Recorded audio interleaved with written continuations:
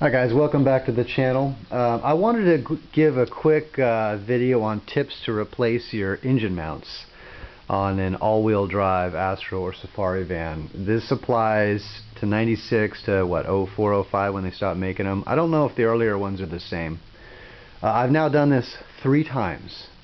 The first time I did it, I just got the van and I basically mechanically rebuilt it so it would be reliable and I wouldn't have to touch it for years. So I did the engine mounts right away, thinking never again, I'm good. Well, I bought you know, the only mounts you could get, which is like your Anchor brand, your Westar, just your cheap, you know, aftermarket mounts. And within months, within weeks of using it, the oil pan was sitting on the axle again. So check out my other video. I've got a solution for that now, where the oil pan is no longer sitting on the axle. Well, here's the deal. Transmission mount. Driver's side engine mount, passenger side engine mount. I'm going to talk you through this. Here's some tips on how to get this job. This is a very difficult job, but it can be done with a few, you know, steps in the right order. So the first thing I do, disconnect the negative battery cable. Get under the hood, disconnect the battery, right?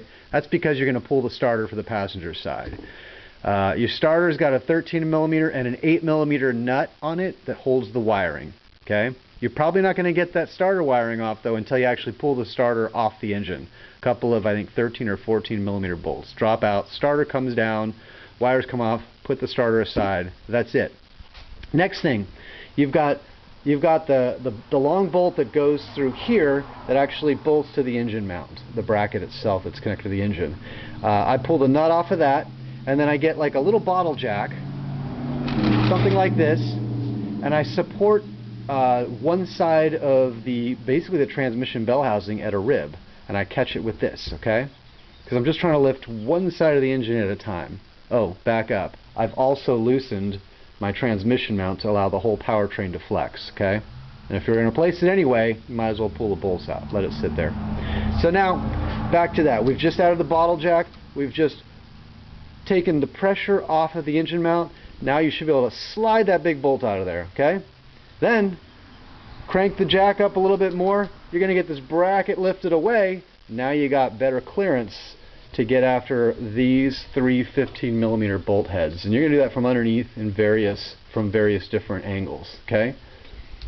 Slap the new mount in, bolt it in, drop the engine back down, put the bolt back through. Don't tighten it yet. Go on to this side. Same story over here, guys. You're going to take the nut off. You're going to move the bottle jack now. You're going to raise this side of the engine carefully. Take the pressure up just so you can pull that bolt out, right? This is not the bolt, but you know. And then once that bolt's out, whoop, bottle jack it up.